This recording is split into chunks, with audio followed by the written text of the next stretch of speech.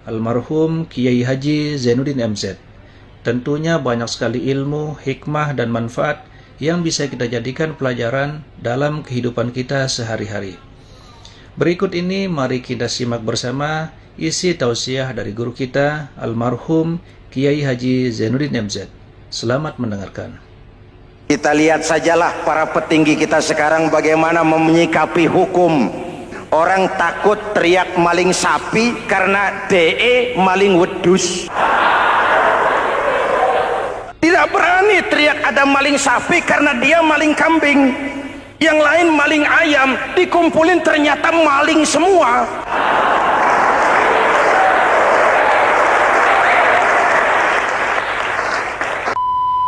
Assalamualaikum warahmatullahi Muhammadin wa ala alihi wa sahbihi ajma'in, amma ba'du. Hadirin hadirat ma'asyiral muslimin yang saya cintai, ada sebuah cerita pendek. Seorang pengendara sepeda motor ditangkap oleh Pak polisi, lalu diperiksa. Ini motor siapa? Pinjam Pak. Helm? Pinjam. SIM? Pinjam. Kata Pak polisi, tidak boleh begini. Marah yang naik sepeda motor. Pak polisi bagaimana? Kok tidak boleh? Yang punya saja bilang boleh.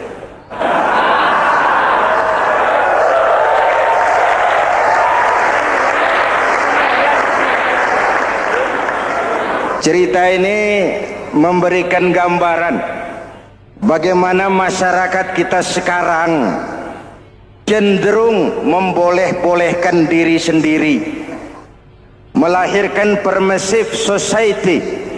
Masyarakat serba boleh dengan ukuran sakarepe dewe. Itu sebabnya agama diturunkan.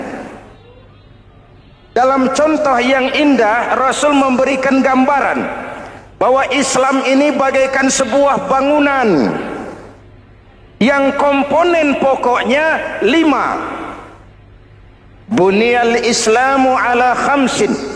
Islam dibangun di atas 5 komponen pokok. Jadi kalau Islam ini ibarat bangunan, unsur penunjang pokoknya itu 5. Mari kita analogkan Islam dengan bangunan. Kalau saudara akan membangun rumah, sebelum pasang tiang, pasang genteng, pasang jendela, apa yang lebih dulu dibangun? Fondasi. Kalau Islam ibarat bangunan, fondasinya adalah syahadatu an la ilaha illallah wa anna muhammadar rasulullah. Ini fondasi. Jikalau kuat fondasi, aman bangunan. Jikalau rapuh fondasi, lentur dan luntur bangunan. Maka kuat atau tidak kuatnya bangunan Islam kita bergantung kepada keyakinan dasar tadi, fondasi. Saya bersaksi tidak ada Tuhan selain Allah, artinya saya tidak akan menyembah kecuali hanya kepada Allah. Orang yang benar fondasinya beres sujudnya. Kalau saya yakin tidak ada Tuhan selain Allah, saya tidak akan minta rezeki kecuali hanya kepada Allah.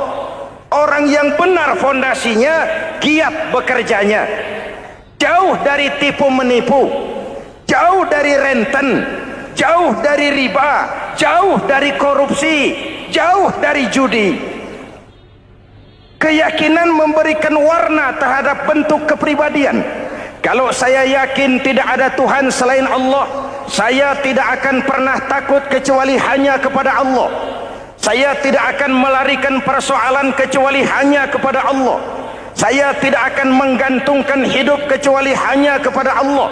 Saya tidak akan minta tolong kecuali hanya kepada Allah. Meresap ke dalam jiwa.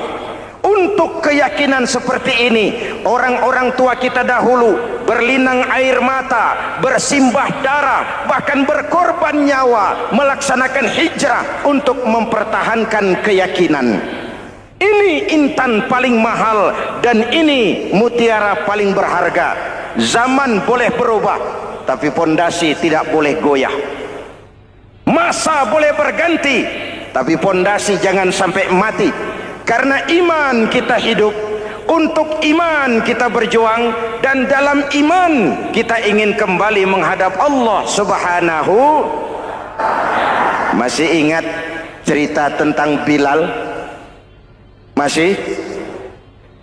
Mengulang kaji saja. Bilal itu budak sahaya.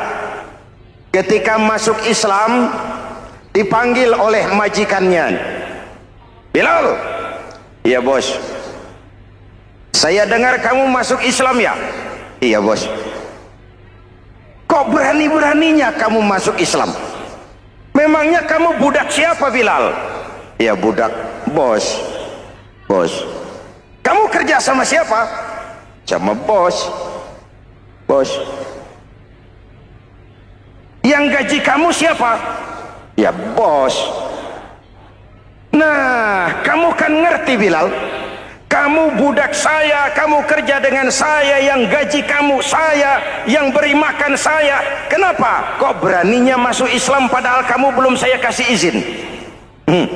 Bos, bos boleh beli badan saya, tapi jangan mimpi bisa membeli jiwa saya. Tuhan boleh kuasai badan saya, tapi jangan mimpi bisa menguasai keyakinan saya.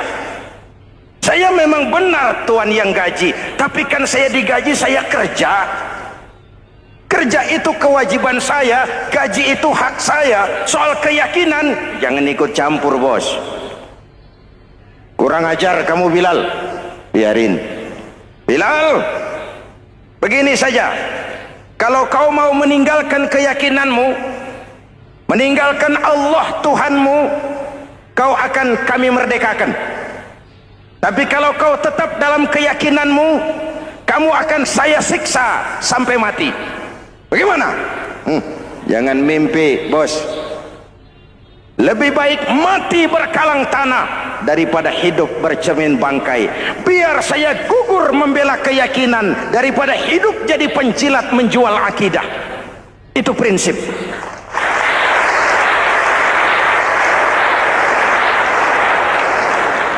Gendeng kamu. Ayo siksa. Tangannya diikat, dihimpit dengan batu berat, dijemur dengan terik matahari padang pasir, terkelupas kulitnya, mengalir darah dari sekujur badannya, pecah bibirnya. Ayo Bilal, tetap bertuhan Allah dan kau akan mati di sini, atau kembali ke agama lama, kau jadi merdeka. Dari bibir yang pecah itu cuma keluar Allahu Ahad. Bilal budak badannya, merdeka jiwanya, maka namanya ditulis dengan tinta emas dalam sejarah. Kita zaman sekarang merdeka badan kita, tapi sering budak mental dan jiwa kita, maka sejarah tidak pernah mau mencatat kita.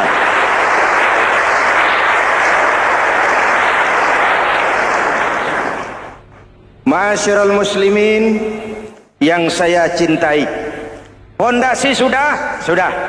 Lalu apa lagi? Mulai memancangkan tiang. Tiangnya 5. Ada tiang namanya zuhur, asar, maghrib, subuh, isya. Tetapi agar bangunan menjadi kuat, ada tiang-tiang tambahan. Namanya rawatib dan nawafil. Rawatib itu ba'diyah atau qobliyah, nawafil itu di luar itu. Agar bangunan menjadi kuat, dibentuk pribadi lewat solat. Apa filsafatnya? Pertama, solat itu simbol penyerahan total kepada Allah. Kita ini sudah kontrak. Innallaha astara minal mu'minina anfusahum wa amwalahum bi anna lahumul jannah. Allah telah membeli dari orang-orang mukmin diri mereka, harta mereka, bagi mereka adalah surga. Penjual kita orang beriman, pembeli Allah, dagangannya amwal dan anfus, harganya adalah surga. Jelas? Penyerahan total itu dimulai dengan takbiratul ihram. Shalli fardal isya, Allahu akbar. Arahkan mata ke tempat kita sujud. Jangan lupa kalau sudah di atas, lupa dengan yang di bawah. Sudah jadi genteng, petatang peteteng di atas. Lalu bilang, merasa capek sendiri, kata genteng kepada tiang, tiang kamu sih enak, kata genteng, saya setengah mati di atas, kehujanan, kepanasan, kadang-kadang anak-anak nakal saya disambitin. Kata tiang, saudara genteng, ngomong jangan sembarangan ya. Kamu kira kamu bisa nongkrong dan nangkring di atas, itu gara-gara siapa genteng? Kan saya yang sokong dari bawah. Kamu jadi pejabat tinggi, jadi anggota ini, anggota itu. Kami rakyat yang angkat. Jangan sudah di atas kami ditekan. Jangan agama dijadikan topeng untuk kepentingan pribadi. Berpolitik untuk kepentingan agama, ayo. Tapi menjual agama untuk kepentingan politik, itu yang merusak agama.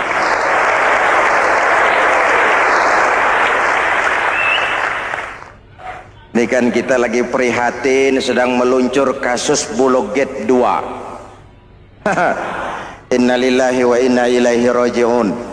Kita lihat sajalah para petinggi kita sekarang bagaimana menyikapi hukum.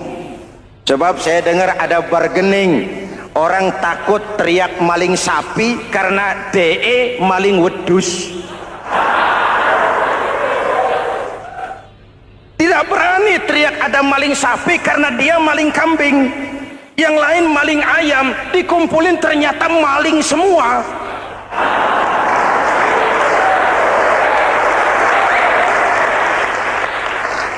Hadirin yang saya hormati, ini melukai rasa keadilan. Oleh karena itu sholat mengajarkan kepada kita, dalam posisi berdiri, lihat tempat sujudmu. Jangan menteleng terus ke atas, lalu lupa dari mana kita berangkat. Itulah maknanya tawadhu, rendah hati, tidak melonjak angku dan sombong. Ada sebuah hadis Rasulullah bersabda, "Idza aradallahu biqaumin khairan." Apabila Allah menginginkan kebaikan kepada satu bangsa, apabila Allah menginginkan kebaikan kepada satu kelompok rakyat, walla alaihim hulama'uhum, maka yang naik jadi pemimpin adalah orang-orang yang santun, orang-orang yang lemah lembut, bukan orang yang menggunakan kekerasan dan tiran. Sedikit-sedikit main pecat, itu terlambat lahir. Mestinya lahir di zaman Hitler, mestinya lahir di zaman Benito Mussolini, atau kalau mau lebih klasik lagi di zaman Fir'aun. Kalau Allah menginginkan kebaikan kepada satu masyarakat, satu bangsa, satu negara, naiklah orang-orang yang santun, yang ngayomi, yang menjadi solusi dan jalan keluar untuk kepentingan rakyatnya, mampu memberikan keteladanan. Saya tertarik dengan pidato Presiden Cina pada saat dilantik. Cina, Presiden Cina pasti tidak tahu Pancasila, pasti tidak kenal Islam, tapi pidato pelantikannya, berikan saya 100 peti mati, yang 99 akan saya pakai buat koruptor, yang satu akan saya pakai sendiri kalau kamu lihat saya tidak benar. Luar biasa.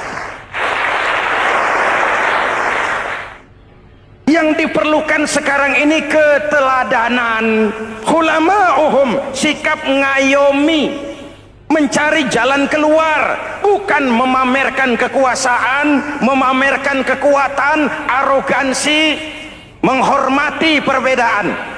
Itu ciri demokrasi.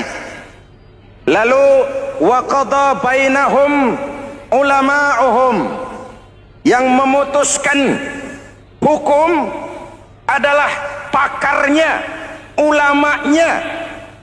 mengambil keputusan secara profesional sehingga rakyat beroleh apa yang namanya kepastian hukum, merasa hidup terlindungi, aman dan nyaman.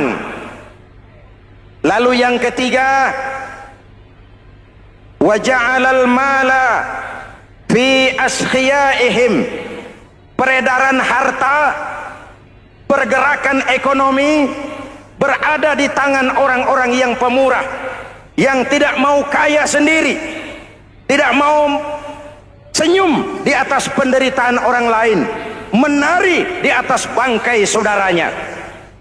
Hadirin yang saya hormati, ini cirinya. Tapi sebaliknya kata Nabi, wa idza aradallahu biqaumin syarran, apabila Allah menghendaki kejelekan, keburukan bagi satu bangsa, walla alaihim sufahauhum, yang naik jadi pemimpin orang-orang durjana, orang-orang kurang ajar, tapi dipoles dengan topeng yang bagus. Hei, ini musim topeng. Musim apa? Topeng. Topeng itu apa perlunya? Menyembunyikan wajah asli. Sekarang ini Dracula berwajah Arjuna. Ini musim topeng. Kita rakyat harus hati-hati dan punya filter, mampu memilah dan memilih.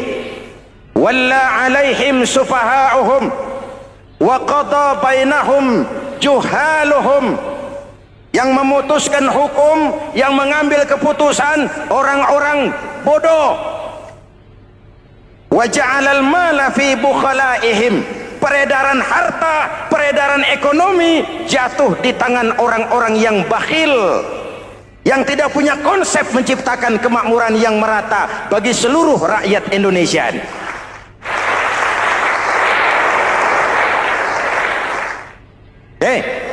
Kita kembali kepada tiang. Ini kan lagi cerita tiang tadi ya.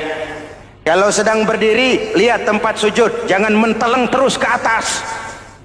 Terserang penyakit tamak bin rakus alias serakah. Nah, selesai. Anggota badan yang paling terhormat ini kepala. Ketika sujud, sama rendahnya dengan telapak kaki. Allahu Akbar, yang besar cuma Allah. Apa bedanya saya dengan saudara? Tidak ada, kecuali saya ngomong saudara dengerin. Kita sama-sama beribadah, sama-sama mencari nilai tambah di hadapan Allah. Apa saya lebih penting dari saudara? Belum tentu. Apa saya lebih hebat dari saudara? Belum tentu. Perasaan lebih penting, lebih hebat, lebih jago setan. Jelas? Ayo tundukkan kepala, dia sama rendahnya dengan telapak kaki kita. Yang besar cuma Allah. Allahu Akbar. Lalu diakhiri dengan menebarkan salam. Assalamualaikum warahmatullah. Assalamualaikum warahmatullah. Menebarkan salam, mewujudkan rasa aman, damai, bukan menimbulkan keresahan. Hadirin yang saya hormati, ini karakteristik kita. Selesai sholat, kembali ke masyarakat, ajaran salam diterjemahkan. Apa? Rasulullah sallallahu alaihi wasallam bersabda, "Ufsus salam, wasilul arham, wa at'imut ta'am, wa sallu bil laili wan nasu niyam, tadkhulul jannata bisalam." Pertama, ufsus salam, tebarkan salam. Tebarkan salam itu bukan cuma kalau ketemu orang assalamualaikum, assalamualaikum. Iya, itu zahirnya. Tetapi hidup di tengah masyarakat memberikan rasa aman, rasa damai, menjadi pengayom bagi lingkungan, menjadi rahmah bagi semesta. Dalam Islam jangankan manusia, binatang saja dilindungi kok. Betul? Betul? Coba kalau belajar istinja itu kan makruh buang air kecil di tanah yang berlubang. Kenapa? Pertama, melindungi binatang yang ada dalam lubang. Siapa tahu di lubang yang saudara kencingi ada semut sedang rapat. Membahas Bologet jilid 2. Apa dosanya lalu mati dikencingi? Ini namanya rahmatan lis semut. Binatang saja dilindungi. Ada hadis, kalau kamu menyembelih hewan, sembelilah dengan cara yang terbaik. Jangan menyembelih ayam dengan pisau tumpul. Ini ajaran apa? Ajaran tentang peri kebinatangan. Rahmatan, memberikan rahmah, salam, keselamatan dan kedamaian kepada masyarakat lingkungan. Itu misi seorang muslim.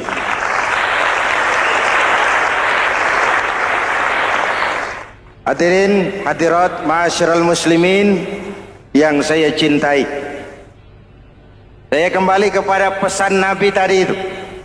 Pertama, ufsus salam, sebarkan salam. Sekarang ini kan yang banyak sebarkan isu, sebarkan fitnah, hancurkan nama baik orang, hantam orang di mana-mana. Padahal yang diajarkan ufsus salam, sebarkan perdamaian, bukan permusuhan. Cari kebenaran, bukan kemenangan. Lalu yang kedua, wasilul arham, sambungkan silaturahmi, tegakkan semangat kekeluargaan dan persaudaraan. Karena kita sudah diikat dengan tali akidah. Mari kita saling bertanya setelah lewat hari-hari yang dimana kita seperti saling berhadapan, seperti tercabut dari akar budaya kita sebagai bangsa. Semangat gotong royong, semangat kekeluargaan makin lentur dan luntur, dan perlu kita angkat kembali ke permukaan. Silul arham, sambungkan semangat silaturahmi. Wa at'imut ta'am, berikan makan orang-orang yang kelaparan. Mempunyai kepekaan dan kepedulian. Jangan menari di atas penderitaan orang, jangan tersenyum di atas isak tangis tetangga. At'imut ta'am, mempunyai kepedulian yang tinggi. Wasallu bil laili wan nasu niyam, bangunlah di keheningan malam ketika orang sedang tidur.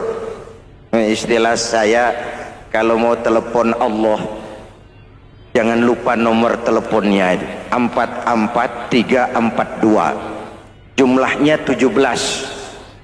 Zuhur, asar, maghrib, isya, subuh, 44342. Jangan ragu-ragu, kalau angka cukup telepon sambung, kalau angka kurang hati-hati salah sambung. Pak, mau sambung yang lebih cepat bagaimana? Bisa, selain nomor itu coba pakai sambungan langsung jarak jauh, namanya SLJJ. Kapan? Tengah malam. Kenapa tengah malam? Lebih murah. Lebih murah. Saluran kosong, telepon jarang yang pakai, orang banyak tidur. Wa minal laili fatahajjad bihi nafilatan lak asa ayyab'atsaka rabbuka maqaman mahmuda. Nun, di keheningan malam bangun. Seperti bapak-bapak, ibu-ibu sering bangun tengah malam ya Bu? Ya. Ngapain?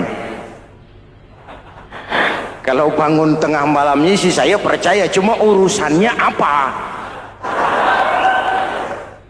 Kira bangun tengah malam mau tahajud, malaikat sudah mau nulis, cuma buang air kecil, tidur lagi. Hampir salah tulis saya.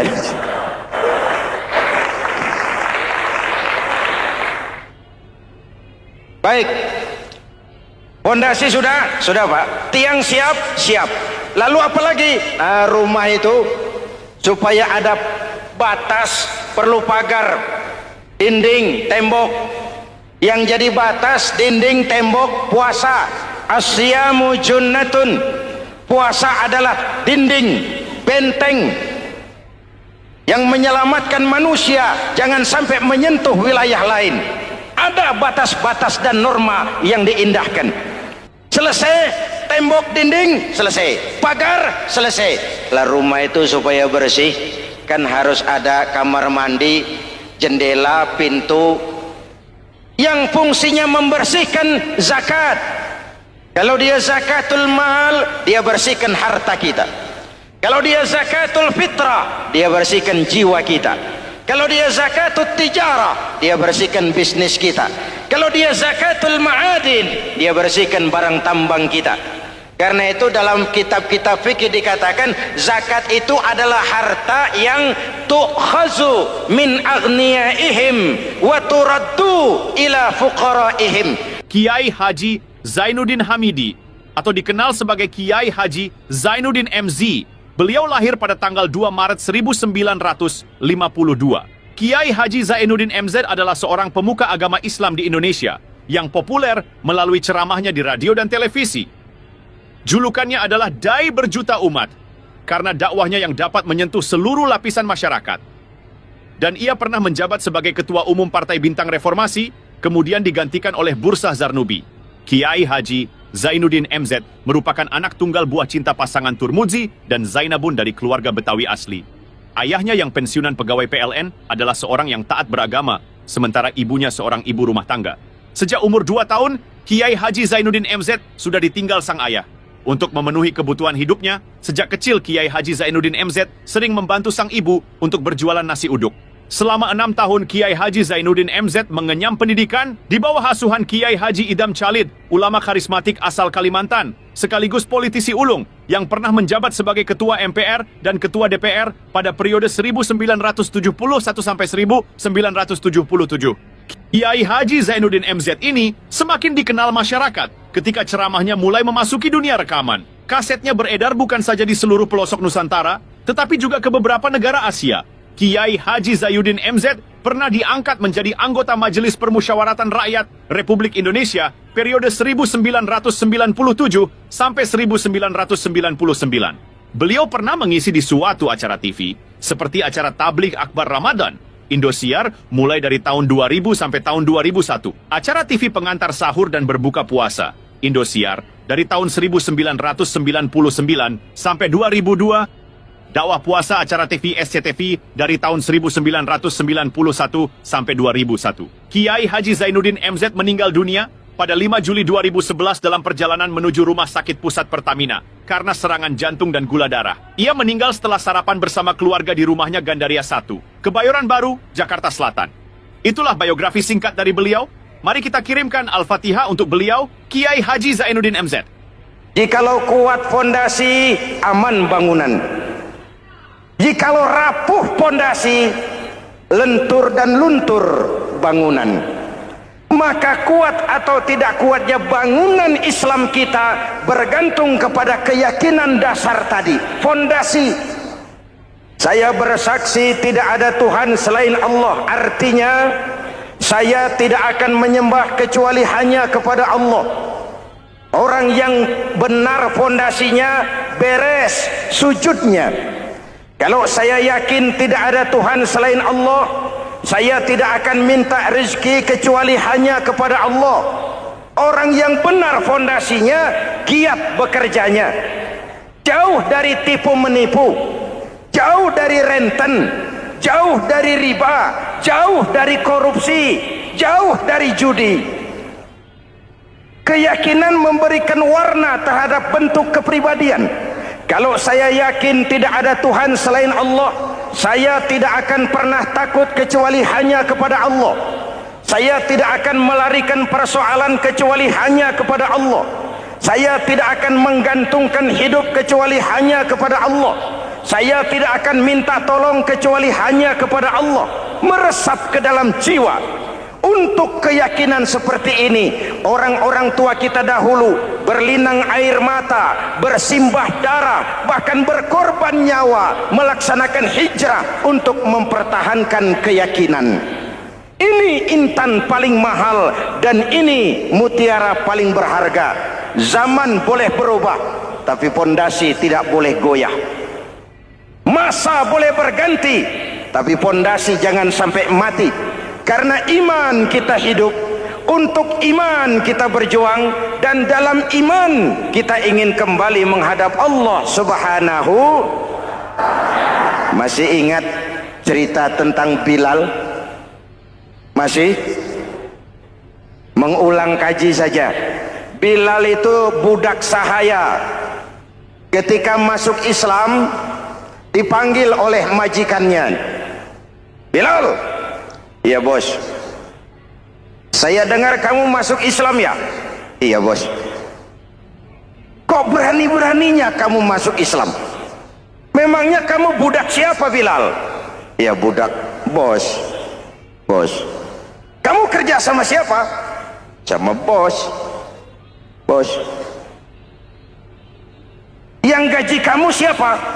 Ya bos. Nah, kamu kan ngerti Bilal. Kamu budak saya, kamu kerja dengan saya, yang gaji kamu saya, yang beri makan saya. Kenapa? Kok beraninya masuk Islam padahal kamu belum saya kasih izin? Bos, bos boleh beli badan saya, tapi jangan mimpi bisa membeli jiwa saya. Tuhan boleh kuasai badan saya, tapi jangan mimpi bisa menguasai keyakinan saya. Saya memang benar Tuhan yang gaji, tapi kan saya digaji, saya kerja. Kerja itu kewajiban saya, gaji itu hak saya. Soal keyakinan, jangan ikut campur bos. Kurang ajar kamu Bilal. Biarin. Bilal, begini saja. Kalau kau mau meninggalkan keyakinanmu, meninggalkan Allah Tuhanmu, kau akan kami merdekakan. Tapi kalau kau tetap dalam keyakinanmu, kamu akan saya siksa sampai mati. Bagaimana? Jangan mimpi bos. Lebih baik mati berkalang tanah daripada hidup bercermin bangkai. Biar saya gugur membela keyakinan daripada hidup jadi penjilat menjual akidah. Itu prinsip.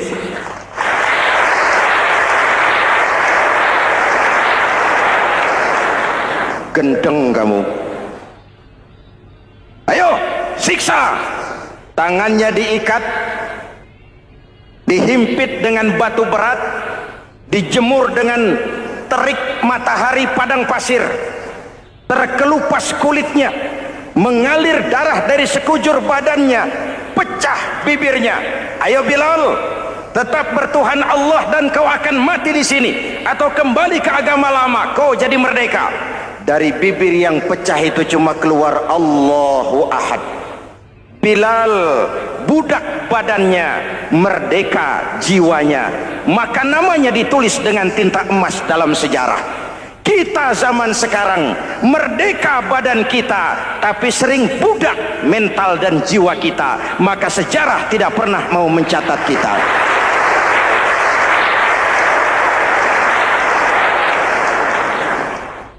Ma'asyiral muslimin yang saya cintai, fondasi sudah. Lalu apa lagi? Mulai memancangkan tiang. Tiangnya 5. Ada tiang namanya zuhur, asar, maghrib, subuh, isya. Tetapi agar bangunan menjadi kuat, ada tiang-tiang tambahan. Namanya rawatib dan nawafil. Rawatib itu ba'diyah atau qobliyah, nawafil itu di luar itu. Agar bangunan menjadi kuat, dibentuk pribadi lewat sholat. Apa filsafatnya? Pertama, sholat itu simbol penyerahan total kepada Allah. Kita ini sudah kontrak. Innallaha astara minal mu'minina anfusahum wa amwalahum bi anna lahumul jannah. Allah telah membeli dari orang-orang mukmin diri mereka, harta mereka, bagi mereka adalah surga. Penjual kita orang beriman, pembeli Allah, dagangannya amwal dan anfus, harganya adalah surga. Jelas? Penyerahan total itu dimulai dengan takbiratul ihram. Shalli fardal isya, Allahu akbar. Arahkan mata ke tempat kita sujud. Jangan lupa kalau sudah di atas, lupa dengan yang di bawah. Sudah jadi genteng, petatang peteteng di atas. Lalu bilang, merasa capek sendiri, kata genteng kepada tiang. Tiang, kamu sih enak, kata genteng. Saya setengah mati di atas. Kehujanan, kepanasan, kadang-kadang anak-anak nakal saya disambitin.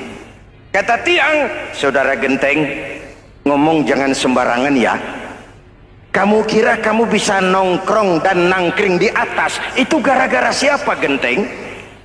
Kan saya yang sokong dari bawah.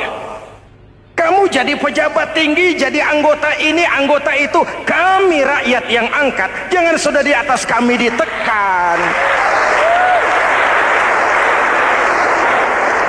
Jangan agama dijadikan topeng untuk kepentingan pribadi. Berpolitik untuk kepentingan agama, ayo, tapi menjual agama untuk kepentingan politik, itu yang merusak agama.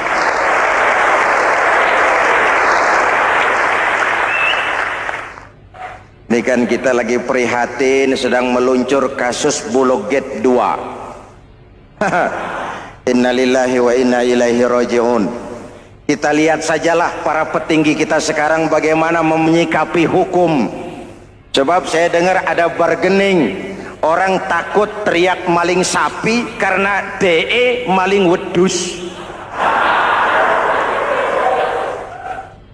Tidak berani teriak ada maling sapi karena dia maling kambing. Yang lain maling ayam, dikumpulin ternyata maling semua.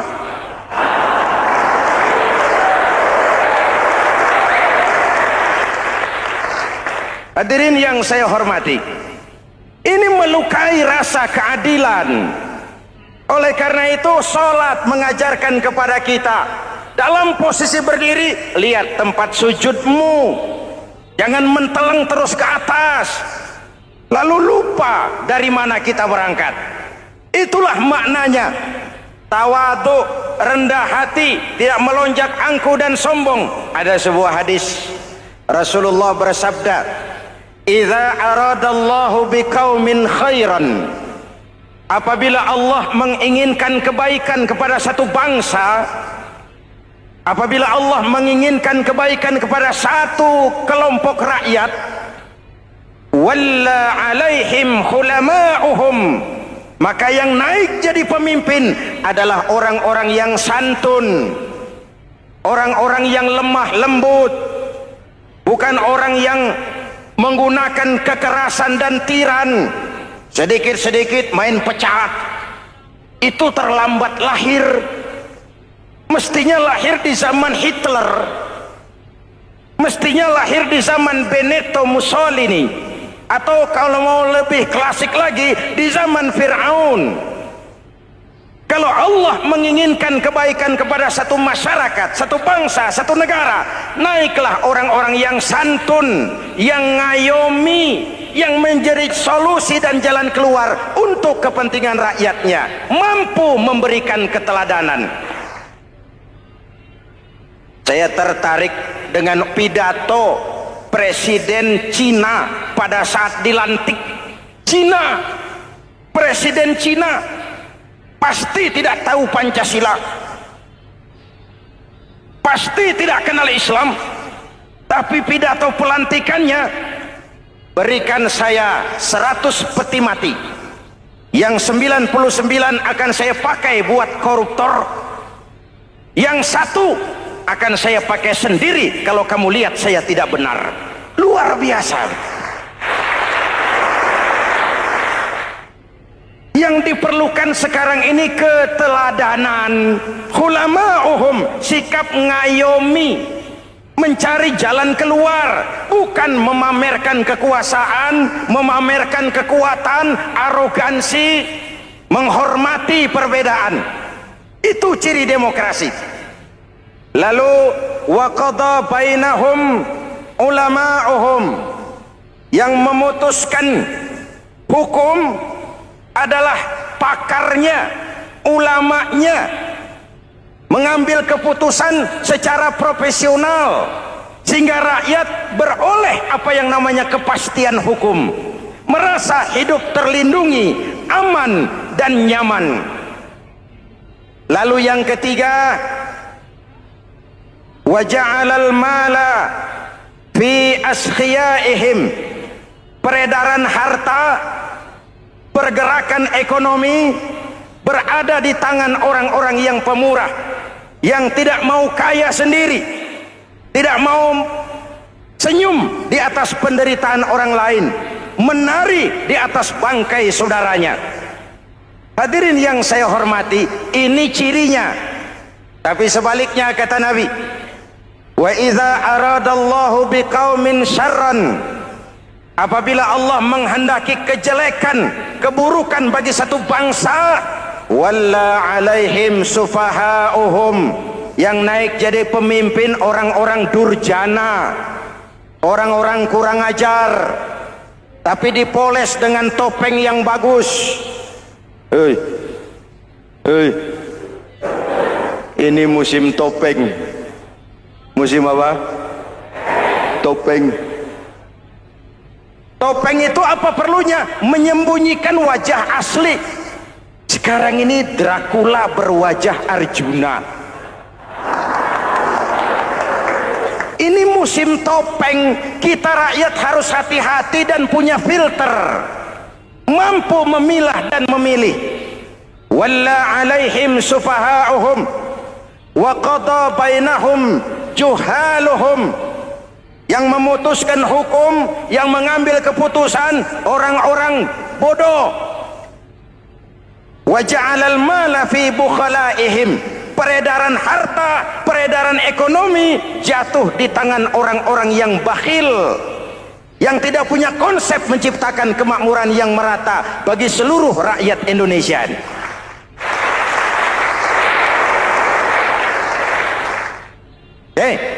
Kita kembali kepada tiang. Ini kan lagi cerita tiang tadi ya. Kalau sedang berdiri, lihat tempat sujud, jangan menteleng terus ke atas. Terserang penyakit tamak bin rakus alias serakah. Nah, selesai. Anggota badan yang paling terhormat ini kepala. Ketika sujud, sama rendahnya dengan telapak kaki. Allahu Akbar, yang besar cuma Allah. Apa bedanya saya dengan saudara? Tidak ada, kecuali saya ngomong saudara dengerin. Kita sama-sama beribadah, sama-sama mencari nilai tambah di hadapan Allah. Apa saya lebih penting dari saudara? Belum tentu. Apa saya lebih hebat dari saudara? Belum tentu. Perasaan lebih penting, lebih hebat, lebih jago setan. Jelas? Ayo tundukkan kepala, dia sama rendahnya dengan telapak kaki kita. Yang besar cuma Allah. Allahu Akbar. Lalu diakhiri dengan menebarkan salam. Assalamualaikum warahmatullah. Assalamualaikum warahmatullah. Menebarkan salam, mewujudkan rasa aman, damai, bukan menimbulkan keresahan. Hadirin yang saya hormati, ini karakteristik kita. Selesai sholat, kembali ke masyarakat, ajaran salam diterjemahkan. Apa? Rasulullah sallallahu alaihi wasallam bersabda, "Ufsus salam, wasilul arham, wa at'imut ta'am, wa sallu bil laili wan nasu niyam, tadkhulul jannata bisalam." Pertama, ufsus salam, tebarkan salam. Tebarkan salam itu bukan cuma kalau ketemu orang assalamualaikum, assalamualaikum. Iya, itu zahirnya.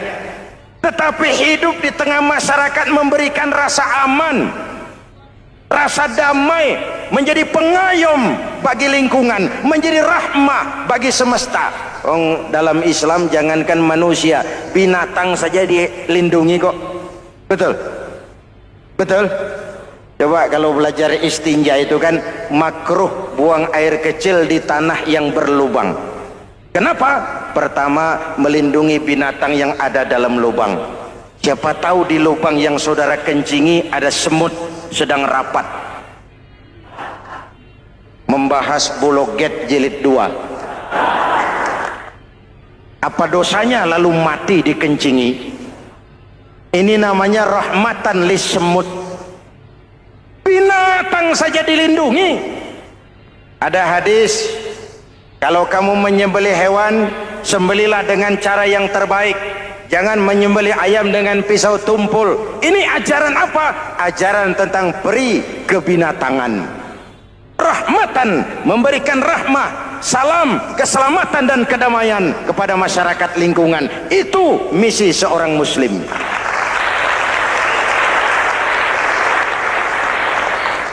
Hadirin hadirat ma'asyiral muslimin, yang saya cintai, saya kembali kepada pesan Nabi tadi itu. Pertama, ufsus salam, sebarkan salam.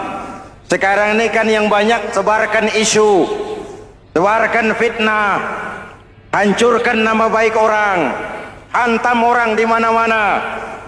Padahal yang diajarkan ufsus salam, sebarkan perdamaian, bukan permusuhan. Cari kebenaran, bukan kemenangan.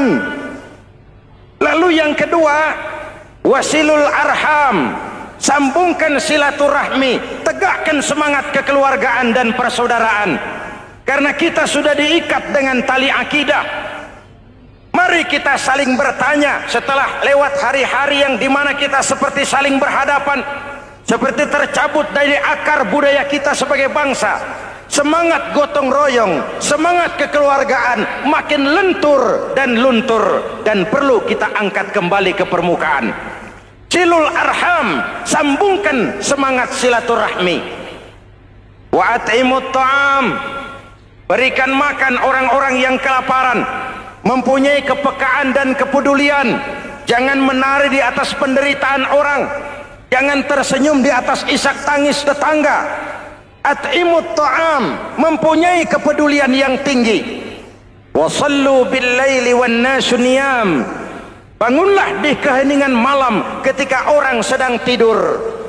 Istilah saya, kalau mau telepon Allah, jangan lupa nomor teleponnya itu 44342, jumlahnya 17. Zuhur, asar, maghrib, isya, subuh 44342. Jangan ragu-ragu, kalau angka cukup telepon sambung, kalau angka kurang hati-hati salah sambung. Pak, mau sambung yang lebih cepat bagaimana? Bisa, selain nomor itu coba pakai sambungan langsung jarak jauh, namanya SLJJ. Kapan? Tengah malam. Kenapa tengah malam? Lebih murah. Lebih murah. Saluran kosong, telepon jarang yang pakai, orang banyak tidur. Wa minal laili fatahajjad bihi nafilatan lak asa ayyab'atsaka rabbuka maqaman mahmuda. Nun, di keheningan malam bangun. Seperti bapak-bapak, ibu-ibu sering bangun tengah malam ya Bu? Ya. Ngapain? Kalau bangun tengah malamnya sih saya percaya, cuma urusannya apa? Kira bangun tengah malam mau tahajud, malaikat sudah mau nulis, cuma buang air kecil, tidur lagi. Hampir salah tulis saya.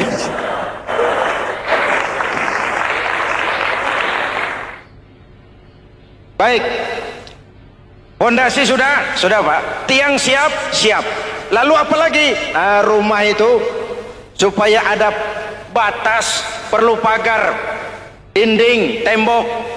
Yang jadi batas, dinding, tembok, puasa. Asyamu junnatun, puasa adalah dinding, benteng yang menyelamatkan manusia jangan sampai menyentuh wilayah lain. Ada batas-batas dan norma yang diindahkan. Selesai, tembok, dinding, selesai. Pagar, selesai. Lah rumah itu supaya bersih, kan harus ada kamar mandi, jendela, pintu, yang fungsinya membersihkan zakat. Kalau dia zakatul mal, dia bersihkan harta kita. Kalau dia zakatul fitrah, dia bersihkan jiwa kita. Kalau dia zakatul tijarah, dia bersihkan bisnis kita. Kalau dia zakatul ma'adin, dia bersihkan barang tambang kita.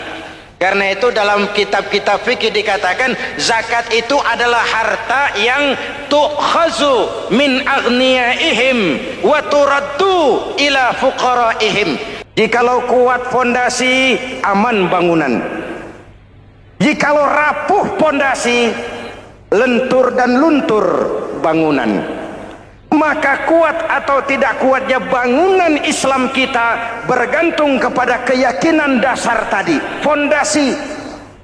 Saya bersaksi tidak ada Tuhan selain Allah. Artinya saya tidak akan menyembah kecuali hanya kepada Allah. Orang yang benar fondasinya beres sujudnya. Kalau saya yakin tidak ada Tuhan selain Allah, saya tidak akan minta rezeki kecuali hanya kepada Allah. Orang yang benar fondasinya, giat bekerjanya, jauh dari tipu menipu, jauh dari renten, jauh dari riba, jauh dari korupsi, jauh dari judi. Keyakinan memberikan warna terhadap bentuk kepribadian. Kalau saya yakin tidak ada Tuhan selain Allah, saya tidak akan pernah takut kecuali hanya kepada Allah. Saya tidak akan melarikan persoalan kecuali hanya kepada Allah. Saya tidak akan menggantungkan hidup kecuali hanya kepada Allah. Saya tidak akan minta tolong kecuali hanya kepada Allah. Meresap ke dalam jiwa. Untuk keyakinan seperti ini, orang-orang tua kita dahulu berlinang air mata, bersimbah darah, bahkan berkorban nyawa, melaksanakan hijrah untuk mempertahankan keyakinan. Ini intan paling mahal dan ini mutiara paling berharga. Zaman boleh berubah, tapi pondasi tidak boleh goyah. Masa boleh berganti, tapi pondasi jangan sampai mati. Karena iman kita hidup, untuk iman kita berjuang, dan dalam iman kita ingin kembali menghadap Allah Subhanahu. Masih ingat cerita tentang Bilal? Masih? Mengulang kaji saja. Bilal itu budak sahaya. Ketika masuk Islam, dipanggil oleh majikannya. Bilal, iya bos. Saya dengar kamu masuk Islam ya? Iya bos. Kok berani-beraninya kamu masuk Islam? Memangnya kamu budak siapa Bilal? Iya budak bos. Bos. Kamu kerja sama siapa? Sama bos. Bos. Yang gaji kamu siapa? Ya bos.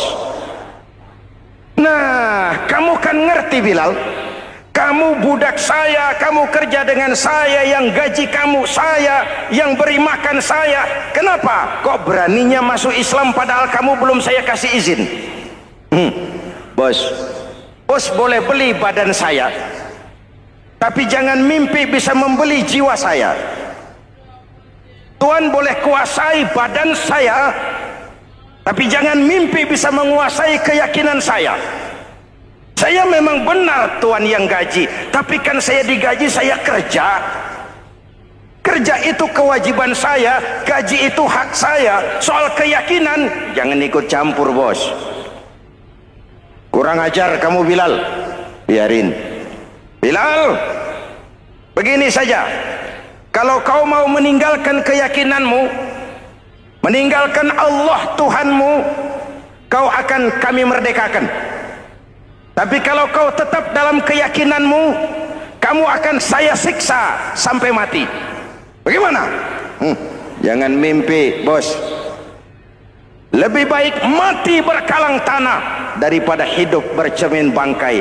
Biar saya gugur membela keyakinan daripada hidup jadi penjilat menjual akidah. Itu prinsip.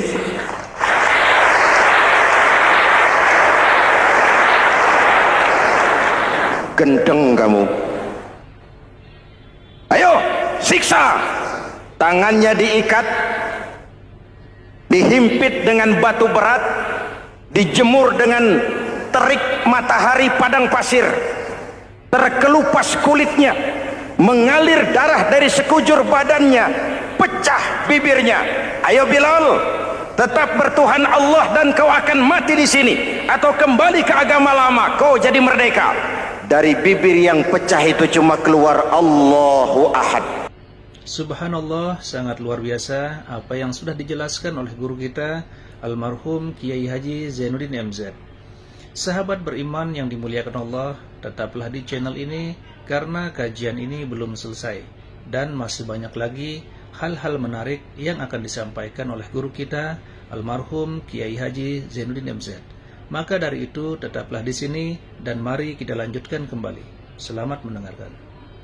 Bilal budak badannya, merdeka jiwanya, maka namanya ditulis dengan tinta emas dalam sejarah. Kita zaman sekarang merdeka badan kita, tapi sering budak mental dan jiwa kita, maka sejarah tidak pernah mau mencatat kita.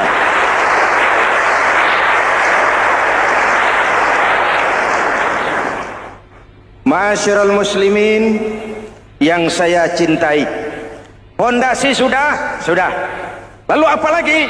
Mulai memancangkan tiang. Tiangnya 5. Ada tiang namanya zuhur, asar, maghrib, subuh, isya. Tetapi agar bangunan menjadi kuat, ada tiang-tiang tambahan.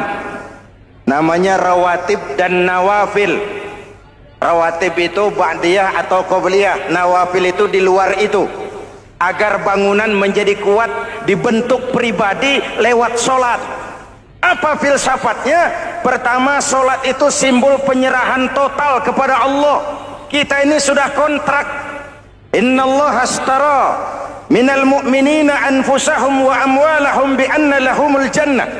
Allah telah membeli dari orang-orang mukmin diri mereka, harta mereka, bagi mereka adalah surga. Penjual kita orang beriman, pembeli Allah, dagangannya amwal dan anfus, harganya adalah surga. Jelas? Penyerahan total itu dimulai dengan takbiratul ihram. Shalli fardal isya, Allahu akbar.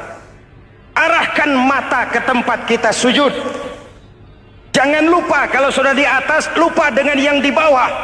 Sudah jadi genteng, petatang peteteng di atas. Lalu bilang, merasa capek sendiri, kata genteng kepada tiang. Tiang, kamu sih enak, kata genteng. Saya setengah mati di atas. Kehujanan, kepanasan, kadang-kadang anak-anak nakal saya disambitin. Kata tiang, saudara genteng, ngomong jangan sembarangan ya. Kamu kira kamu bisa nongkrong dan nangkring di atas, itu gara-gara siapa genteng? Kan saya yang sokong dari bawah. Kamu jadi pejabat tinggi, jadi anggota ini, anggota itu. Kami rakyat yang angkat, jangan sudah di atas kami ditekan. Jangan agama dijadikan topeng untuk kepentingan pribadi. Berpolitik untuk kepentingan agama, ayo. Tapi menjual agama untuk kepentingan politik, itu yang merusak agama.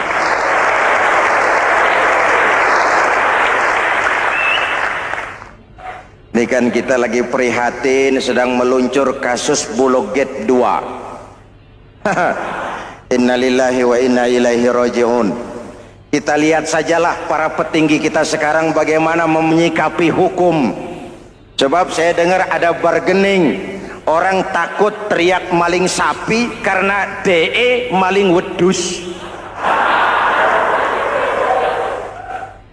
Tidak berani teriak ada maling sapi karena dia maling kambing. Yang lain maling ayam, dikumpulin ternyata maling semua.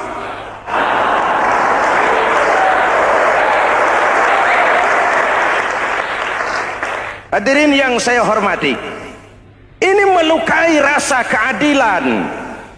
Oleh karena itu sholat mengajarkan kepada kita, dalam posisi berdiri, lihat tempat sujudmu. Jangan menteleng terus ke atas, lalu lupa dari mana kita berangkat. Itulah maknanya tawadhu, rendah hati, tidak melonjak angku dan sombong. Ada sebuah hadis Rasulullah bersabda, "Idza aradallahu biqaumin khairan."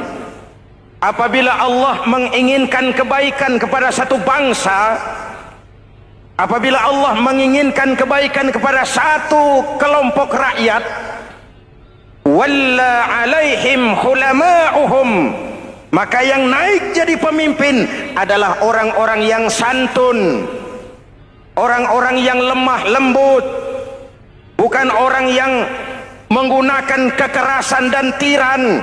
Sedikit-sedikit main pecat, itu terlambat lahir. Mestinya lahir di zaman Hitler, mestinya lahir di zaman Benito Mussolini, atau kalau mau lebih klasik lagi di zaman Fir'aun. Kalau Allah menginginkan kebaikan kepada satu masyarakat, satu bangsa, satu negara, naiklah orang-orang yang santun, yang ngayomi, yang menjadi solusi dan jalan keluar untuk kepentingan rakyatnya, mampu memberikan keteladanan. Saya tertarik dengan pidato Presiden Cina pada saat dilantik. Cina, Presiden Cina pasti tidak tahu Pancasila, pasti tidak kenal Islam, tapi pidato pelantikannya, berikan saya 100 peti mati, yang 99 akan saya pakai buat koruptor, yang satu akan saya pakai sendiri kalau kamu lihat saya tidak benar. Luar biasa. Yang diperlukan sekarang ini keteladanan, hulama'uhum, sikap ngayomi, mencari jalan keluar, bukan memamerkan kekuasaan, memamerkan kekuatan, arogansi, menghormati perbedaan. Itu ciri demokrasi.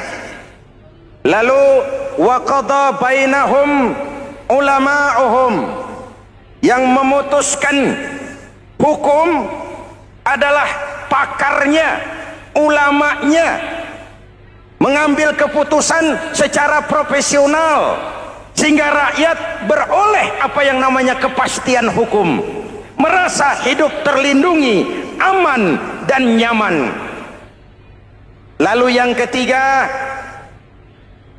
wa ja'alal mala fi askhiyaihim, peredaran harta, pergerakan ekonomi berada di tangan orang-orang yang pemurah, yang tidak mau kaya sendiri, tidak mau senyum di atas penderitaan orang lain, menari di atas bangkai saudaranya. Hadirin yang saya hormati, ini cirinya.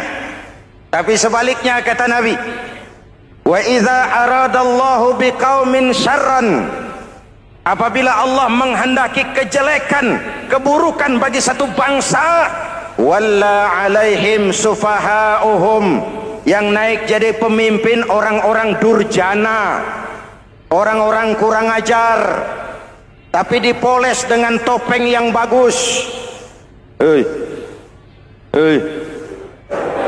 Ini musim topeng. Musim apa? Topeng. Topeng itu apa perlunya? Menyembunyikan wajah asli. Sekarang ini Dracula berwajah Arjuna. Ini musim topeng. Kita rakyat harus hati-hati dan punya filter, mampu memilah dan memilih.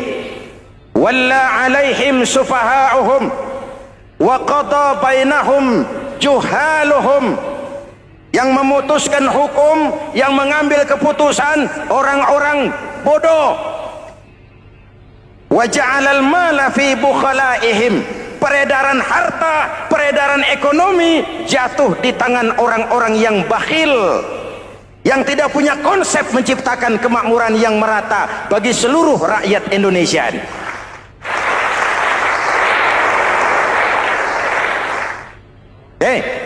Kita kembali kepada tiang. Ini kan lagi cerita tiang tadi ya. Kalau sedang berdiri, lihat tempat sujud, jangan menteleng terus ke atas. Terserang penyakit tamak bin rakus alias serakah. Nah, selesai. Anggota badan yang paling terhormat ini kepala. Ketika sujud, sama rendahnya dengan telapak kaki. Allahu Akbar, yang besar cuma Allah. Apa bedanya saya dengan saudara? Tidak ada, kecuali saya ngomong saudara dengerin. Kita sama-sama beribadah, sama-sama mencari nilai tambah di hadapan Allah. Apa saya lebih penting dari saudara? Belum tentu. Apa saya lebih hebat dari saudara? Belum tentu. Perasaan lebih penting, lebih hebat, lebih jago setan. Jelas? Ayo tundukkan kepala, dia sama rendahnya dengan telapak kaki kita. Yang besar cuma Allah. Allahu Akbar. Lalu diakhiri dengan menebarkan salam. Assalamualaikum warahmatullah. Assalamualaikum warahmatullah. Menebarkan salam, mewujudkan rasa aman, damai, bukan menimbulkan keresahan. Hadirin yang saya hormati, ini karakteristik kita. Selesai sholat, kembali ke masyarakat, ajaran salam diterjemahkan. Apa? Rasulullah sallallahu alaihi wasallam bersabda, "Ufsus salam, wasilul arham, wa at'imut ta'am, wa sallu bil laili wan nasu niyam, tadkhulul jannata bisalam." Pertama, ufsus salam, tebarkan salam. Tebarkan salam itu bukan cuma kalau ketemu orang assalamualaikum, assalamualaikum. Iya, itu zahirnya. Tetapi hidup di tengah masyarakat memberikan rasa aman, rasa damai, menjadi pengayom bagi lingkungan, menjadi rahmah bagi semesta. Dalam Islam jangankan manusia, binatang saja dilindungi kok. Betul? Betul? Coba kalau belajar istinja itu kan makruh buang air kecil di tanah yang berlubang. Kenapa? Pertama, melindungi binatang yang ada dalam lubang. Siapa tahu di lubang yang saudara kencingi ada semut sedang rapat. Membahas Bologet jilid 2. Apa dosanya lalu mati dikencingi? Ini namanya rahmatan lis semut. Binatang saja dilindungi. Ada hadis, kalau kamu menyembelih hewan, sembelilah dengan cara yang terbaik. Jangan menyembelih ayam dengan pisau tumpul. Ini ajaran apa? Ajaran tentang peri kebinatangan. Rahmatan, memberikan rahmah, salam, keselamatan dan kedamaian kepada masyarakat lingkungan. Itu misi seorang muslim.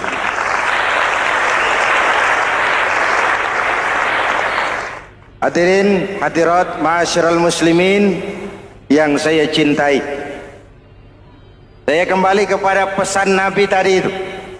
Pertama, ufsus salam, sebarkan salam. Sekarang ini kan yang banyak sebarkan isu, sebarkan fitnah, hancurkan nama baik orang, hantam orang di mana-mana.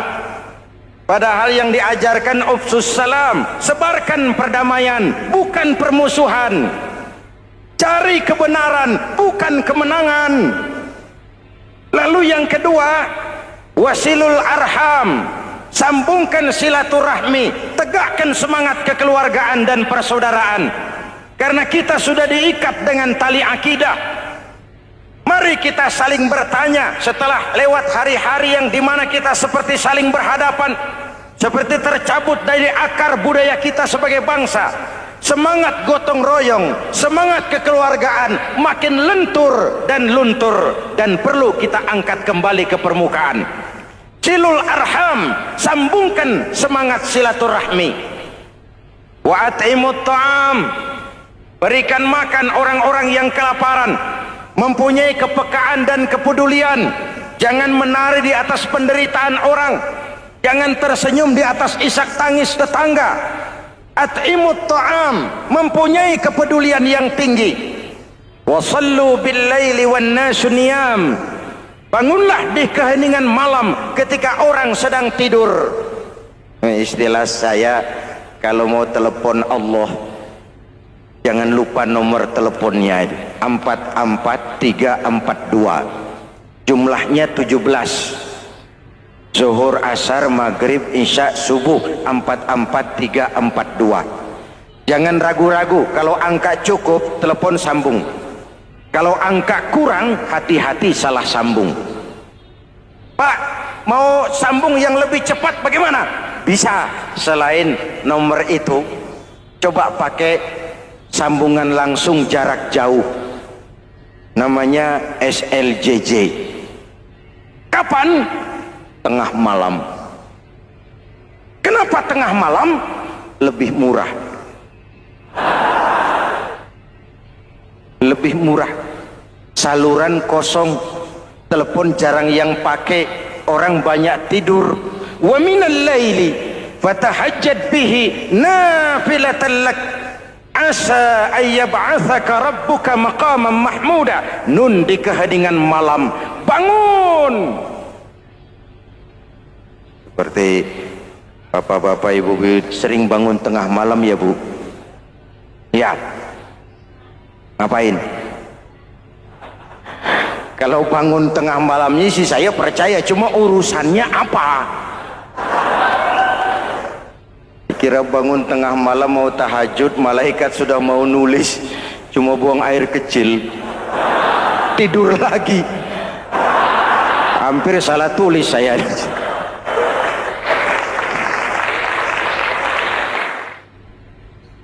Baik, pondasi sudah Pak, tiang siap.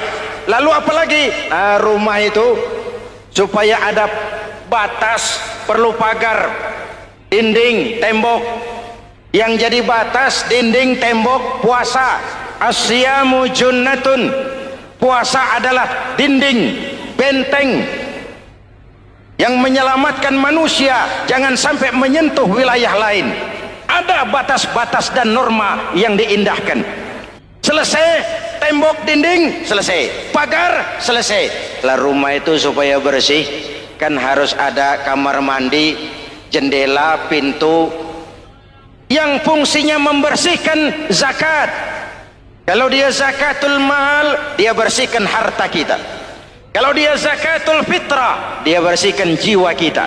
Kalau dia zakatul tijarah, dia bersihkan bisnis kita. Kalau dia zakatul ma'adin, dia bersihkan barang tambang kita. Karena itu dalam kitab-kitab fikih dikatakan zakat itu adalah harta yang tu'khazu min aghniyaihim wa turaddu ila fuqaraihim. Alhamdulillahirrabbilalamin. Demikianlah kajian yang sangat luar biasa yang sudah disampaikan oleh guru kita almarhum Kiai Haji Zainuddin MZ. Banyak sekali ilmu, hikmah, dan manfaat yang bisa kita jadikan pelajaran dalam kehidupan kita sehari-hari. Sahabat beriman yang dimuliakan Allah, mari kita doakan guru kita, semoga beliau diampuni segala dosa-dosanya dan dilapangkan kuburnya. Amin ya Rabbal Alamin. Dan buat sahabat semua yang sudah setia mendengarkan tausiah ini sampai selesai, saya ucapkan terima kasih banyak. Semoga Allah Subhanahu wa Ta'ala senantiasa selalu melimpahkan rahmat dan karunia-Nya kepada sahabat semua, selalu diberikan kesehatan, dimudahkan segala urusannya, dan dilancarkan rezekinya. Amin amin ya Rabbal Alamin. Sahabat beriman yang dimuliakan Allah, demikian yang dapat saya bagikan. Semoga bermanfaat, dan kurang lebihnya mohon maaf. Sampai bertemu lagi di kajian berikutnya. Wabillahi taufiq wal hidayah wa ridha wal inayah. Wassalamualaikum warahmatullahi wabarakatuh.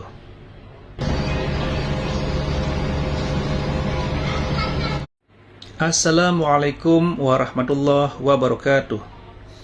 Alhamdulillahirrabbilalamin. Wassalatu wassalamu ala ashrafil anbiya'i wal mursalin Sayyidina Muhammadin wa ala alihi wa sahbihi ajma'in, amma ba'du. Sahabat beriman yang dimuliakan Allah, syukur alhamdulillah kita bertemu di channel ini. Pada hari Jumat yang penuh berkah ini, saya mengajak sahabatku semua untuk sejenak meluangkan waktu kita mendengarkan tausiah fenomenal dari guru kita almarhum Kiai Haji Zainuddin MZ. Tentu